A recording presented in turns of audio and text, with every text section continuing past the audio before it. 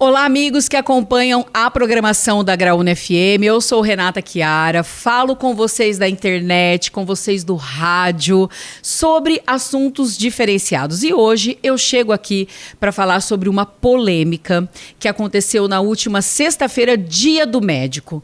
Vocês estão acompanhando algumas publicações que têm citado a proibição de chips, de implantes da beleza, como dizem, né?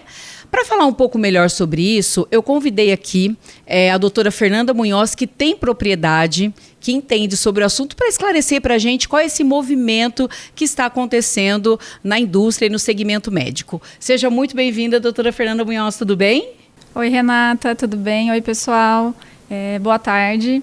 Então, eu gostaria primeiro agradecer, a oportunidade de estar aqui falando sobre esse assunto que está, assim, causando muita polêmica nas redes sociais e esclarecer alguns fatos sobre a utilização dos implantes, né? Que o chip é um termo bem errôneo aí que está sendo utilizado.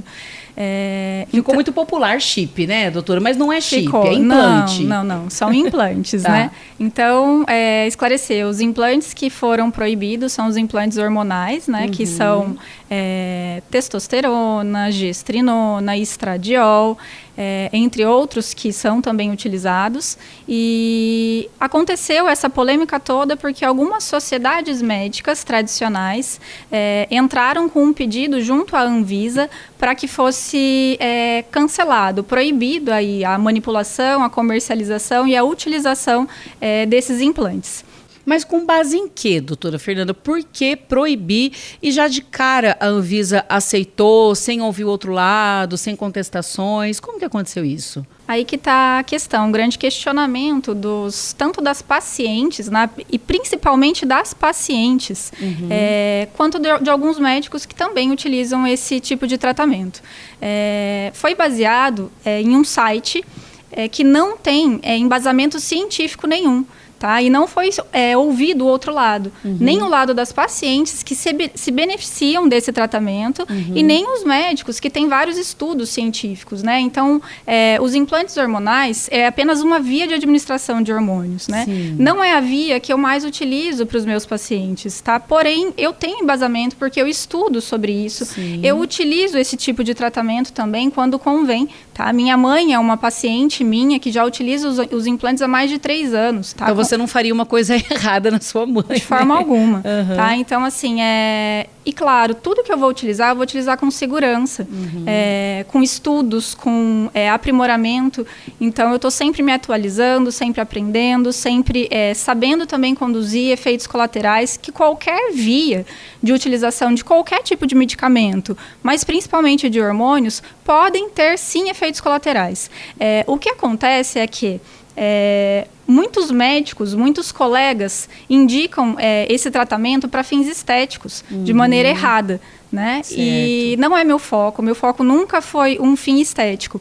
Porém, por conta desses colegas que não sabem manejar esses implantes, não sabem indicar corretamente eles, eu acho que uma classe toda de pacientes que se beneficiam, pois têm doenças e precisam e dependem deles para o tratamento dessas doenças, vão aí pagar o pato, né? É isso que a gente está percebendo. Inclusive, eu vi algumas manifestações de pacientes, principalmente menopausa, endometriose, que essa via, né, de tratamento, ela trouxe muitos benefícios para a saúde. Como você mesmo disse, o seu foco é saúde, não Exato. a estética. E você tem essas pacientes também que, se manter, né, se essa decisão for mantida, serão prejudicadas, Fernanda? Sim, com certeza. Eu falo assim, a gestrinona, que é o implante que a gente tem mais efeitos colaterais, aí, é utilizado aí, principalmente para tratamento de doenças estrogênio dependentes. Uma delas seria a endometriose, que causa uma dor muito Absurda, limitante, né, em algumas pacientes, tá? E claro, essas pacientes tentaram outras vias. A grande maioria não foi direto colocar um implante. Foi tentado outras vias de administração, como a via vaginal, por exemplo. Porém, elas não obtiveram o mesmo resultado, tá, que elas obtiveram com o uso dos implantes. Muitas vezes, os implantes, quando são bem indicados nesses casos, além de ter aí um efeito colateral muito menor, a gente também tem uma qualidade de vida traz uma qualidade de vida para o paciente que essas outras vias não trazem. Muitas vezes a gente suspende aí procedimentos cirúrgicos, sem dúvida, isso, utilizando os implantes. Então, o que é melhor? A gente passar por um procedimento com anestesia local, praticamente indolor, ou passar por um procedimento cirúrgico? Sim. Claro, cada caso é um caso. Tudo tem que ser indicado, tudo tem que ser feito com segurança, com acompanhamento médico, com exames laboratoriais, exames de imagem, é tudo feito com segurança, tá? Era isso que eu ia dizer.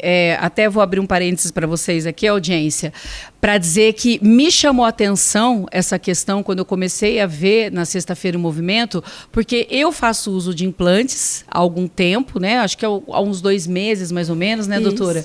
Busquei a doutora Fernanda por conta de entender que é uma medicina com muita responsabilidade, né? Então, como que acontece até ela chegar a indicar esses implantes? São feitos muitos exames laboratoriais, né?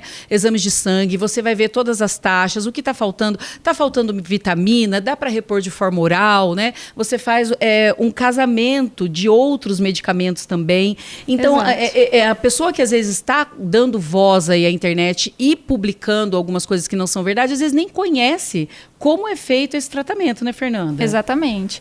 Então, assim, o que tanto as pacientes quanto os médicos aí que trabalham com esse tipo de via de administração, a gente apenas quer uma transparência e a gente também quer a oportunidade da gente mostrar os trabalhos científicos, pois é uma via utilizada há mais de 50 anos. Nós temos diversos trabalhos científicos, tá?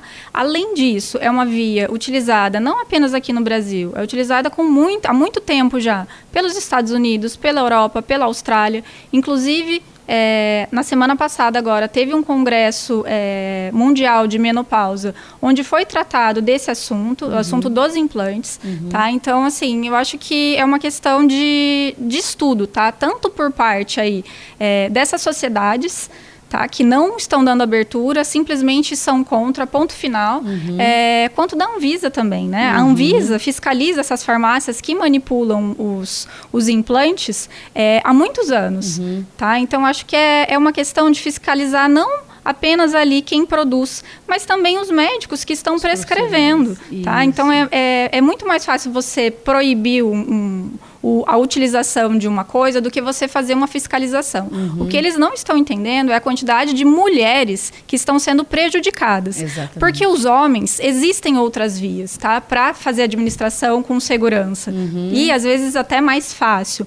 Porém, especialmente as mulheres, estão sendo, sim, muito prejudicadas com essa medida. Gente, mulheres, né, que estão nos assistindo agora, a gente entende, né? Eu já estou com mais de 46 anos, o corpo vai mudando. Como a tecnologia está aí para ajudar a gente em tantos setores, por que não na medicina também, né? Exatamente. E procure saber mais, busque fontes que são confiáveis. Por exemplo, um implante, doutora, às vezes as pessoas têm dúvida. Você coloca ele no corpo, ele fica quanto tempo? É perigoso? Pode dar uma reação? Vamos aproveitar esse espaço para falar também? Vamos sim. Então, assim, com relação aos implantes, nós temos 2 tipos de implantes, né? Os pellets, que tem uma duração aproximada de 6 meses, e o corpo absorve ele durante esse período, né? Então, após 6 meses, não fica nada. O que a gente coloca ali, o medicamento, é totalmente absorvido pelo nosso organismo. E existem os implantes silásticos, que daí tem uma duração aí aproximada de 1 ano. Esses implantes são feitos em tubinhos de silicone. Os 2 são colocados no tecido subcutâneo.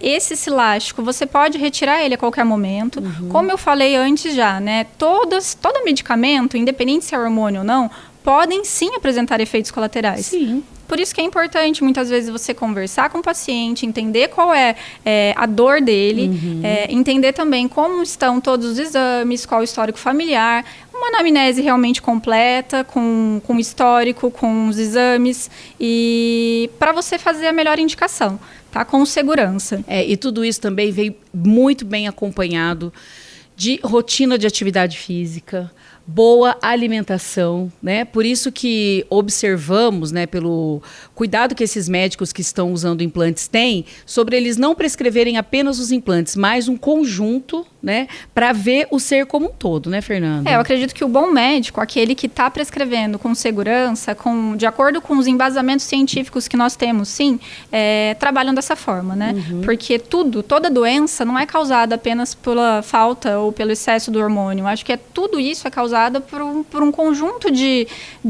coisas, né? Então, assim, a gente tem que abordar um paciente, como eu gosto de fazer, como um todo. Sentar com o paciente na minha frente, ficar ali muitas vezes mais de uma hora conversando, entendendo realmente os problemas, as dores e as necessidades de cada um. Isso, muito individualizado. E qual é o próximo passo agora nessa luta, né? Porque já virou a luta de uma classe de médicos responsáveis que querem defender a sua forma de tratamento, né, Fernanda? Isso, então assim, as pacientes já criaram aí um abaixo-assinado, uma petição aí com abaixo-assinado pela internet. Criaram aí páginas também em redes sociais. Então, está tendo aí, como eu falei, que o maior prejudicado não são os médicos que prescrevem, né? Porque eu acredito que uma boa parte deles, assim como eu, a gente sabe prescrever as outras vias também, né? Então, a gente não vai deixar esses pacientes desamparados. Porém, a gente se juntou, né? Os pacientes se juntaram, as farmácias também estão entrando aí com pedidos judiciais para tentar reverter isso. Eu acredito que vá sim ser revertido. Enquanto isso não acontece, esse tipo de tratamento ele está parado, não pode fazer. Os implantes hormonais não estão autorizados, certo. Então não pode ser feito, tá? Os implantes não hormonais continuam aí sendo utilizados ainda. Entendi. E junto com você, Fernanda, tem outros médicos também, né? E você até convidou um amigo de classe para poder falar um pouco sobre isso aqui. Exatamente. Então eu tenho aí um grande carinho, uma grande admiração por um colega, Dr. Vinícius Carruego, ginecologista, meu professor, meu mentor aí também. Ele é um dos diretores aí da clínica do Dr. Elcimar Coutinho, que foi um pioneiro aí nessa via de implantes. O Dr. Elcimar já é falecido há 4 anos, porém ele deixou um legado e vários trabalhos científicos publicados a respeito desses implantes. Então eu pedi aí pro Dr. Vinícius dar uma palavrinha aí pra gente também. Então vamos acompanhar juntos agora. Nós e nossos pacientes fomos surpreendidos com a medida arbitrária, retrógrada e sem embasamento científico nenhum da Agência Nacional de Vigilância Sanitária, da Anvisa, proibindo qualquer tipo de implante hormonal não industrializado. Essa medida me gera muita preocupação, não por causa de mim, nem por causa dos meus colegas. Eu sei prescrever todas as vias de reposição hormonal, sei inclusive treino médicos a fazerem isso, tenho uma mentoria junto do meu amigo endocrinologista Caio Saraiva, que a gente treina médicos a saberem prescrever hormônios por qualquer via, vaginal, oral, transdérmica, injetável, implantes também, quando era permitido. Ou seja, na minha prática clínica, no meu atendimento, eu vou continuar dando assistência aos meus pacientes. Mas tem aquele paciente que já vem, que já passou por todas as tentativas, por todas as vias. E ele só encontra alívio no sofrimento daquela paciente que tem endometriose, alívio no sangramento daquela paciente que tem adenomiose e miomatose uterina, alívio nos sintomas da menopausa ou da andropausa, quando vai para a via implantes. Isso, inclusive, eu tenho trabalhos mostrando que a via que gera mais satisfação para os pacientes é a via implante. Então, para uma parcela grande de pacientes, a gente vai deixar de assistir a dor, o sangramento, o sofrimento da menopausa e o sofrimento da andropausa, por causa que a gente perdeu essa ferramenta indo de encontro ao que o mundo caminha, não é? Nós brasileiros ensinamos ao mundo como prescrever implantes através do meu querido professor Dr. Elcimar Coutinho. Ainda hoje somos chamados para fazer palestras mundo afora a respeito das nossas condutas hormonais, e enquanto Inglaterra, Estados Unidos produzem cada vez mais trabalhos, e inclusive a Inglaterra disponibiliza o uso dos implantes no SUS, no Sistema Único de Saúde Público de lá, a gente caminha numa direção contrária. A gente caminha sentido a involução. E aí hoje, segunda-feira, 2 dias depois dessa medida, eu atendi uma paciente que fazia uso e faz uso de Nestorone, que é um implante contraceptivo, não tem efeito estético absolutamente nenhum.